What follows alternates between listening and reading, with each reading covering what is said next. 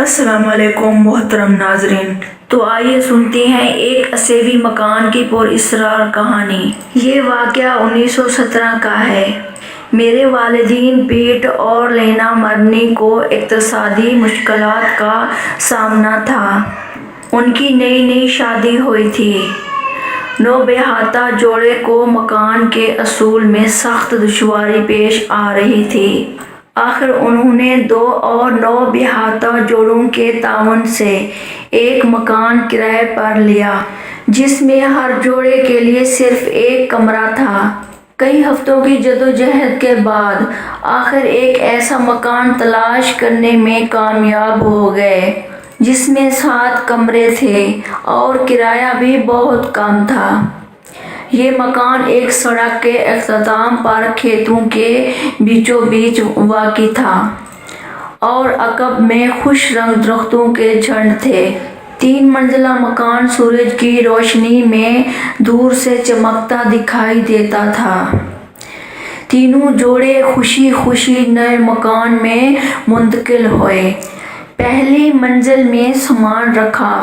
Claude اور Catherine nails نے سامنے کے رخ والی خوابگاہ پسند کی۔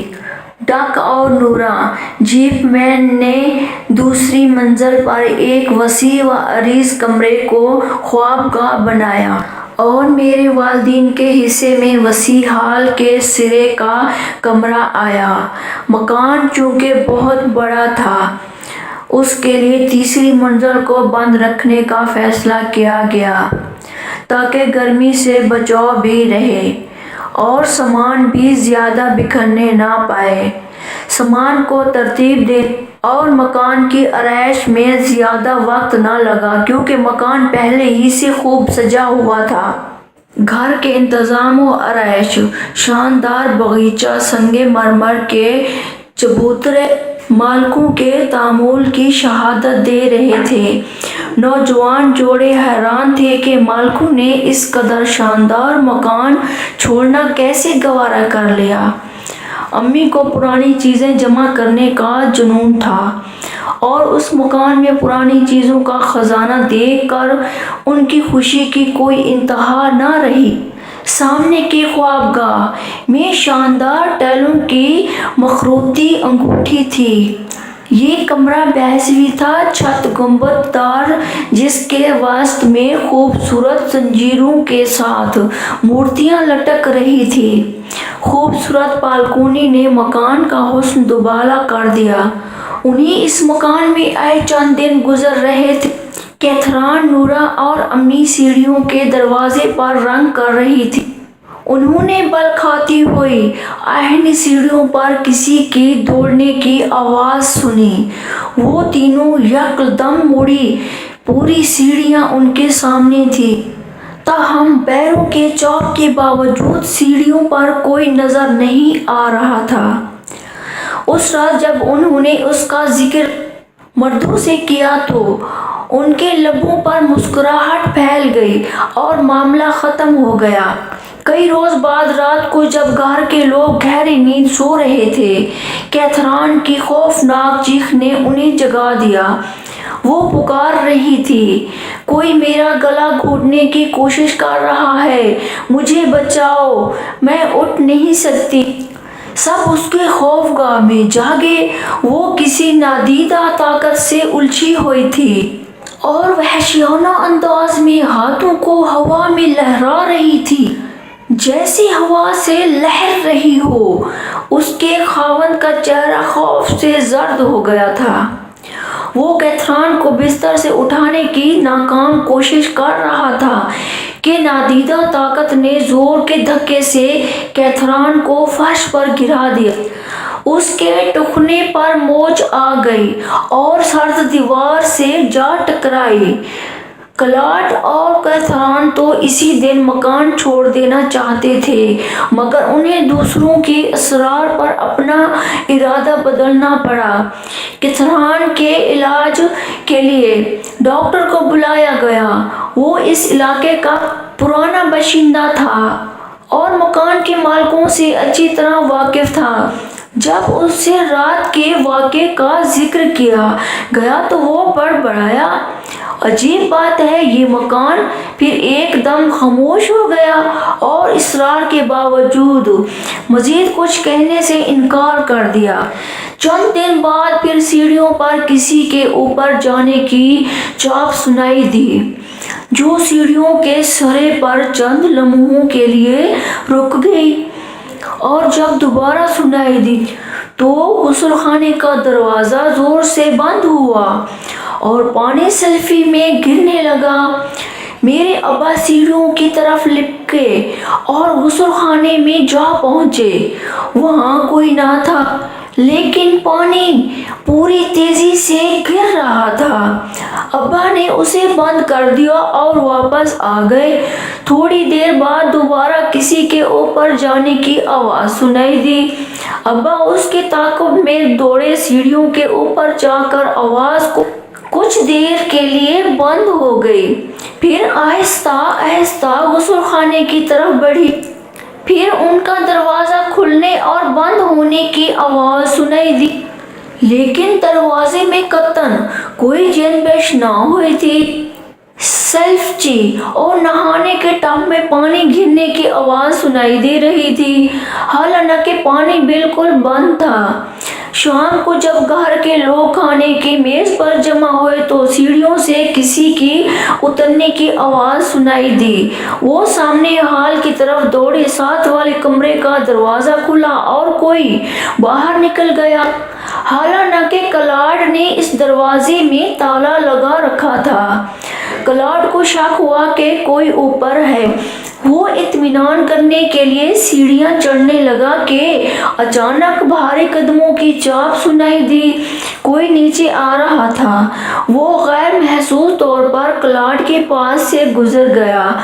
وہ ٹھنڈے سانس کی ہوا کلاڈ سے ٹکرائی۔ اس کے بعد ساری سیڑھیوں پر ایسی بدبو پھیل گئی جس سے متلی آنے لگتی تھی۔ یہ سرینڈ گئے روز تک پھیلی رہی۔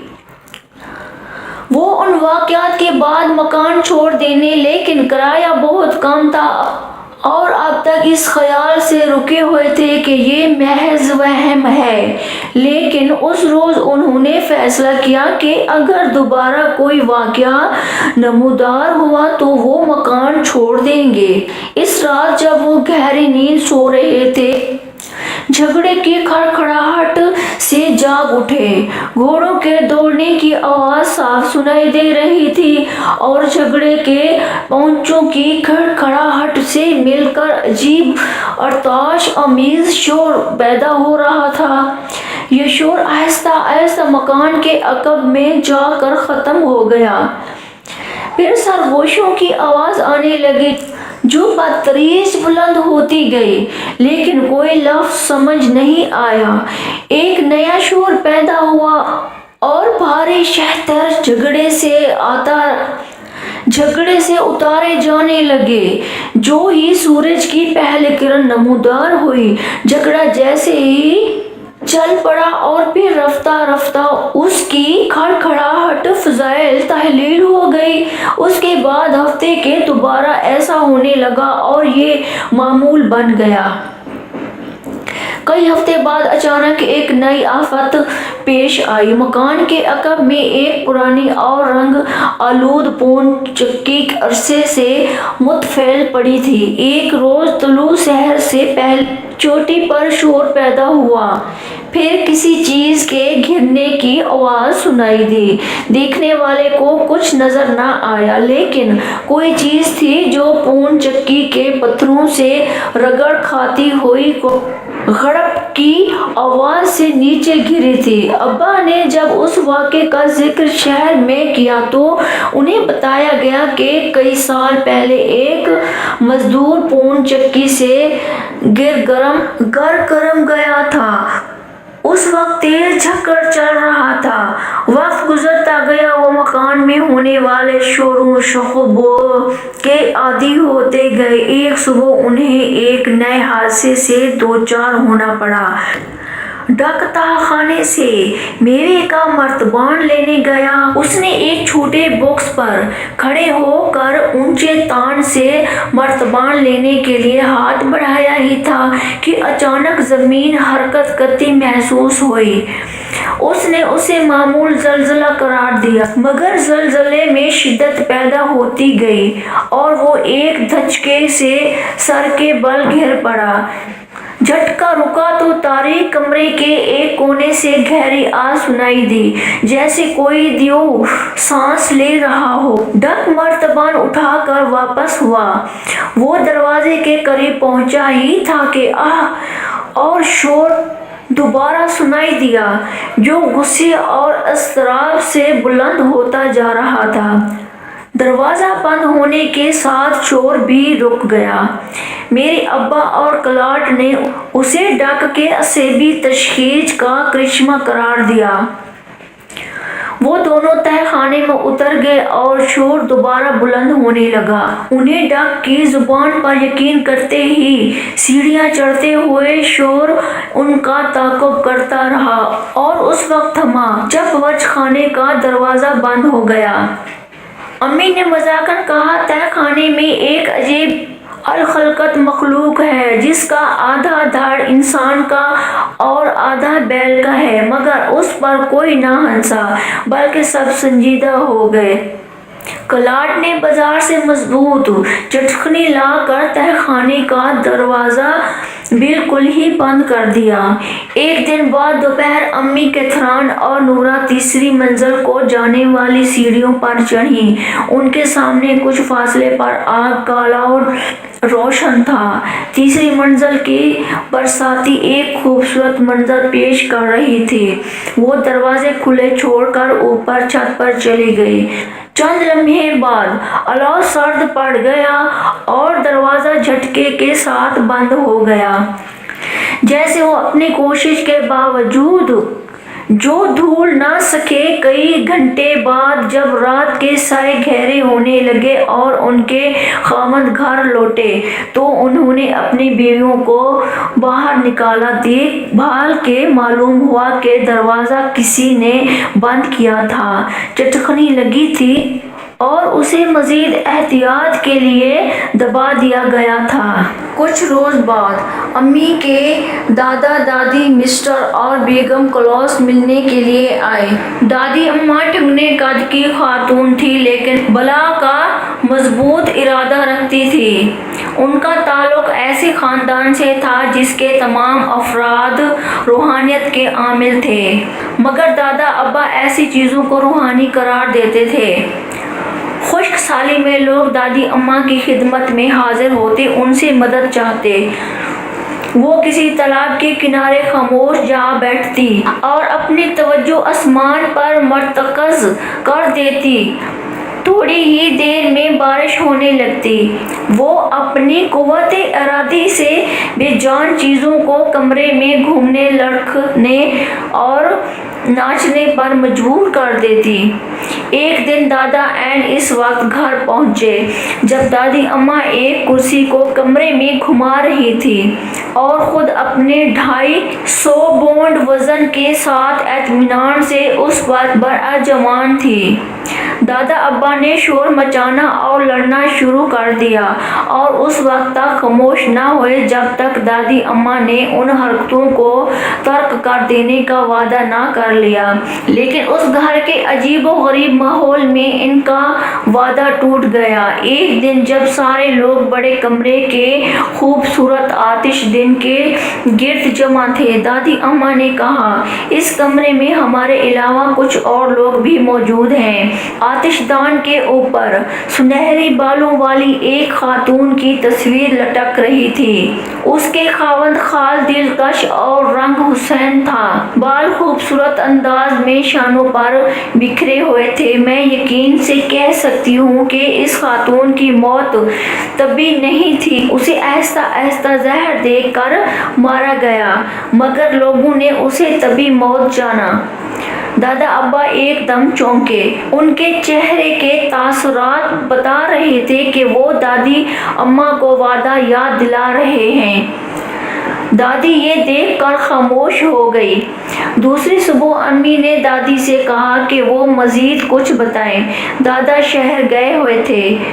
نورا اور کیتھرائن بھی گھر پر نہ تھی۔ دادی نے وعدہ کر لیا اور بتایا کہ انہیں کچھ دیر کے لیے اس کمرے میں تنہا رہنا پڑے گا، تب وہ کچھ بتانے کے قابل ہو سکے گی۔ وہ اندر چلی گئی اور امی ہال کے باہر بیٹھ گئی۔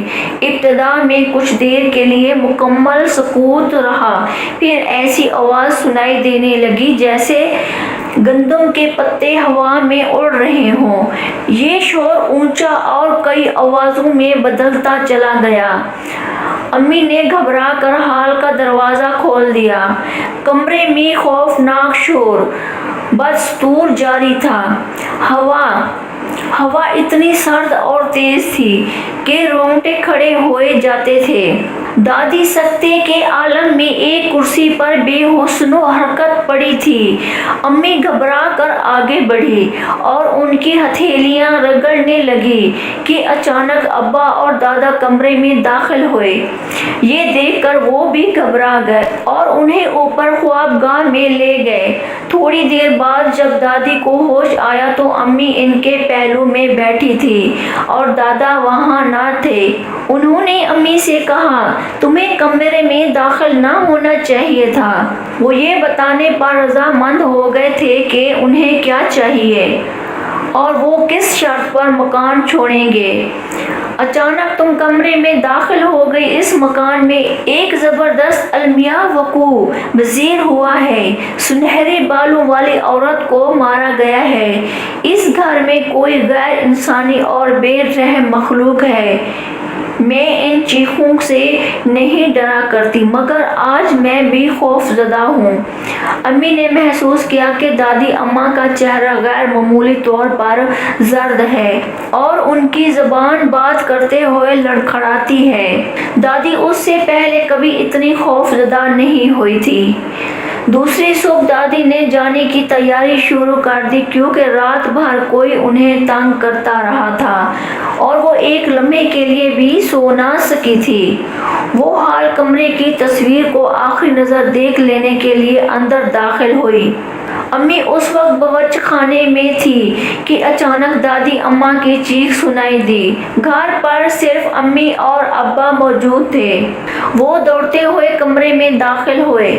دادی کا چھوٹا سا جسم فرش پر پڑا تھا۔ وہ کسی نادیدہ دشمن سے لڑ رہی تھی۔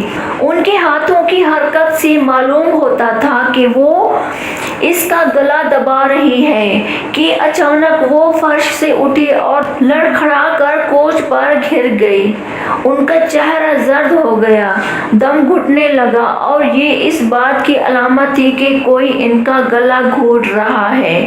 اس سے پہلے کہ کوئی انجانی انگلیاں ان کا گلا دبا دیں، دادا چیخے، خدا کے لیے اسے بخش دو۔ وہ بار بار یہی دھڑا رہے تھے کہ کسی چیز نے پوری طاقت سے دادی اماں کو زمین پر دے مارا۔ دادا تیزی سے آگے بڑھے اور بیوی کو بازو پر اٹھا کر باہر بھاگے۔ ہم اب کبھی اس منحوس گھر میں نہ آئیں گے۔ اس سے پہلے کہ کوئی خطرناک حادثہ پیش آئے، تم اس مکان کو چھوڑ دو۔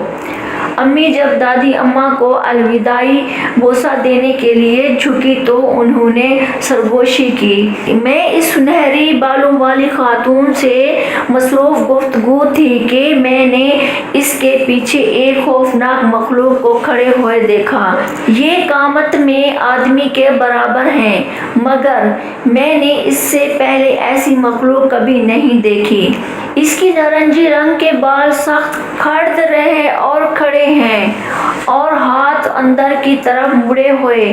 یہ مخلوق خاتون کے گرد چکر کاٹتے ہوئے آئے اور میرے قریب کھڑی ہو گئی، پھر کہنے لگی، میں تمہیں ختم کر دوں گا۔ جیسے اس نے اپنے ناخن میرے گوشت میں گاڑ دیے۔ یہ زخم بہت گہرا ہے، وعدہ کرو کہ تم اس مکان کو چھوڑ دو گی، کیونکہ یہ مکان بہت جلد از جلد آتش ہو جائے گا اور بنیادوں کے سوا اور کوئی چیز نہ ہوگی۔ دادی اماں کی گردن کا زخم زندگی بھر باقی رہا اور مخلوق سے مقابلے کے بعد ان کی آواز اس قدر بیٹھ گئی تھی کہ وہ سرگوشی میں بات کرتی تھی۔ اس پراسرار مکان کی یہ داستان ہے۔ رات اپنی انتہا تک پہنچ کر ختم ہو گئی۔ کیتھرین اور کلاڈ اپنے کمرے میں تھے۔ کیتھرین نے حسب معمول اپنے بال صاف کیے اور بستر پر لیٹ گئی۔ چند لمحے بعد ایک چونکا دینے والی چیخ کے ساتھ اس نے اپنے بستر کو نوچنا شروع کر دیا۔ ڈاک اور ابا ان کے کمرے کی طرف دوڑے۔ کلاڈ اپنے جوتوں سے بری طرح بستر پیٹ رہا تھا۔ ابا نے کیتھرین کے پاؤں پر پڑے ہوئے بستر کے کمبل کو پلٹ دیا۔ ایک بہت بڑی چمکدار کیتھرین کے پاؤں سے چپٹی ہوئی تھی۔ ابا نے اسے چھڑانے کی کوشش کی مگر ناکام رہے۔ آخر ڈاک کے جوتے کی ایک زبردست ٹھوکر کے ساتھ چمکدار فرش پر گرتے ہوئے وہ اڑی اور کمرے کے ایک شیشے کو توڑتی ہوئی باہر تاریکی میں گم ہو گئی۔ اگلی صبح انہوں نے یہ مکان چھوڑ دیا۔ وہ سب الگ الگ ہو گئے۔ مکان اسی طرح آراستہ تھا۔ ابا نے صرف گلاب کے چند گملے اور ایک کتاب وہاں سے اٹھائی اور آج یہی دو چیزیں اس مکان کی یادگار ہیں، کیونکہ ان کے چھوڑنے کے چند دن بعد مکان کو اچانک آگ لگ گئی اور بنیادوں کے سوا سب کچھ جل کر راکھ ہو گیا۔ دادی اماں کی موت کے بعد کئی سال تک کوئی واقعہ پیش نہ آیا۔ قریب سب یہ واقعہ بھول گئے اور ہم اس پراسرار مکان کے متعلق کچھ بھی نہیں جانتے تھے۔ ایک دن جب چچا اچانک سیڑھیوں سے لڑکھ گئے، ان کا چہرہ سفید ہو گیا تھا اور وہ کانپ رہے تھے۔ اسٹور میں کوئی چیز ہے، اس کے بال نارنجی اور کھڑے ہیں۔ اس نے مجھے دروازے سے جھانک کر دیکھا، پھر دروازہ بند کر لیا۔ اس پر یقین کرو نہ کرو، میں نے اپنی آنکھوں سے دیکھا ہے۔ وہ بڑبڑا رہے تھے، ان کے حواس بجا ہوئے، تو ہم ان کا مذاق اڑانے لگے، مگر وہ نہایت سنجیدہ تھے۔ انہوں نے ہمیں اس مکان کی کہانی سنائی اور دادی اماں کی موت کا واقعہ بھی۔ اس کے بعد وہ اکثر گھر میں کسی پراسرار شے کی موجودگی کی شکایت کرتے، مگر ہم ہنسی مذاق میں ڈال دیتے۔ آخر ایک دن چچا جب اپنی چارپائی پر مردہ پائے گئے۔ 1948 میں میرے والدین سان برناردینو کے اس مکان میں اٹھ آئے جہاں چچا جن کی موت واقع ہوئی تھی۔ یہ مکان دادی اماں نے بنوایا تھا۔ میرا بیٹا مائک ان کے ساتھ تھا۔ امی نے اپنے لیے دوسری منزل کے 3 کمروں میں سے درمیانہ کمرہ منتخب کیا اور ابا نے اس کے ساتھ کا کمرہ لے لیا۔ مائک امی کے ساتھ تھا۔ یہاں ان کی پہلی رات تھی۔ امی 3 بجے تک نہایت پرسکون نیند سوئی رہی کہ کسی قدموں کی چاپ نے انہیں جگا دیا۔ کمرے میں کوئی چل پھر رہا تھا۔ سامنے ایک سایہ دکھائی دیا۔ انہوں نے آواز دی۔ خیال تھا کہ ابا اپنی کم خوابی کی شکایت کی وجہ سے سو نہیں سکے۔ سایہ تیزی سے بستر کی طرف پلٹا اور قریب پہنچ کر انہیں گھورنے لگا۔ ماں کا کہنا ہے کہ چہرہ قطعاً غیر انسانی تھا۔ اس نے اپنا بدبخت ہاتھ مائک کی طرف بڑھایا جو ابھی تک سو رہا تھا۔ امی نے خوفزدہ ہو کر بستر سے نکلنے کی کوشش کی مگر اس نے انہیں واپس دھکیل دیا۔ امی نے اس کے چہرے پر ایک بھرپور نظر دوڑائی۔ گہرے زرد اور خوفناک دانت آگے کو نکلے ہوئے تھے۔ گہرے زرد اور خوفناک دانت آگے کو نکلے ہوئے تھے اور انہیں گھمروں میں چھپی تھی۔ مائک کو تاڑتے ہوئے اس نے دوبارہ بستر تک پہنچنے کی کوشش کی لیکن امی اس کے راستے میں آئے۔ کھڑکی سے چھن کر آنے والی چاندنی میں انہوں نے دیکھا کہ اس کے ہاتھ اندر مڑے ہوئے ہیں۔ وہ میک تک پہنچ رہے تھے۔ میک اٹھ کر بستر پر بیٹھ گیا اور چیخنے لگا۔ امی نے ہاتھ سے اس پراسرار مخلوق کے مکر و چہرے پر دھڑا دھڑ مکوں کی بارش کر دی اور بالوں سے کھینچتے ہوئے بستر سے دور لے گئی۔ وہ ابا کو آوازیں دے رہی تھی۔ اچانک امی کے سر پر ایک زبردست چوٹ پڑی اور وہ لڑکھڑا گئی اور پراسرار مخلوق دوبارہ بستر کی طرف پلٹی۔ امی نے چھلانگ لگائی اور اس کے سامنے آ گئی۔ مائک تک پہنچنے کے جنون میں اس نے بستر کو اپنی طرف کھینچا، لیکن اس کے بال پھر امی کے ہاتھ میں آ گئے۔ انہوں نے بالوں کو نوچتے ہوئے اس کے پیٹ پر ایک زبردست ضرب لگائی اور وہ ڈگمگا گیا۔ مائک بے تحاشا چلا رہا تھا، دادا دادا جلدی کرو۔ ابا نے اپنے کمرے کی بتی جلائی اور تیزی سے دوڑے۔ چند لمحے انہیں کچھ سجھائی نہ دیا۔ وہ اسے بستر سے پرے ہٹتے ہوئے نہ دیکھ سکے اور پراسرار مخلوق پر ساقی کے کھلے دروازے کی طرف بڑھے۔ ابا کی موجودگی سے امی کا حوصلہ بلند ہو گیا تھا۔ وہ اس کے پیچھے دوڑی۔ وہ مخلوق اچانک پلٹی اور انتہائی غصے میں اس نے مائک کی طرف اشارہ کیا۔ امی نے گھبرا کر پیچھے دیکھا، مائک نہیں تھا۔ جب انہوں نے دوبارہ برساتی کی طرف دیکھا تو وہ دور نکل گئی تھی۔ چاندنی میں امی نے دیکھا کہ اس نے ایک عجیب لباس پہنا ہوا تھا جو ہلکے رنگ کے تنگ سے جیکھے پر مشتمل گھٹنوں اور کہنیوں تک لمبا تھا۔ ننگے بازوؤں پر لمبے بال تھے۔ سر کے نارنجی بال سوئیوں کی طرح کھڑے تھے اور ناک کے بال نتھنوں سے باہر نکل آئے تھے۔ ابا نے امی کے اشارے پر برساتی کی طرف دیکھا۔ صحن سے 20 فٹ کی بلندی پر اس کمرے میں سوائے سونے کے کمرے کے کوئی دوسرا راستہ نہ تھا، لیکن انہیں کوئی چیز دکھائی نہ دی۔ ایک متفقن گوشت کی بو سارے کمرے میں پھیل چکی تھی۔ اس حادثے کے بعد ابا کے سوا کسی کو بھی اس کمرے میں سونے کی جرأت نہ ہوئی۔ وہ اس پراسرار مخلوق کی واپسی کی منتظر تھے، لیکن وہ کبھی نہ آئی۔ 1952 میں ہم نے یہ مکان بیچ دیا، لیکن آج تک میں اس واقعے پر حیران ہوں۔ سوچتا ہوں کہ کیا آج جانی قوتیں ایک جگہ سے دوسری جگہ جا سکتی ہیں؟ کیا ان کی دشمنی نسل در نسل چلتی ہے؟ دوستو، کہانی کا اینڈ ہوا۔ اسی طرح کی ویڈیوز ہماری دیکھنے کے لیے ہمارے چینل کو سبسکرائب کریں اور ہماری ویڈیو کو لائک شیئر کریں اور لاسٹ تک ہماری اسی طرح کی خوفناک کہانیاں دیکھتے رہیں۔ Thanks for watching this video.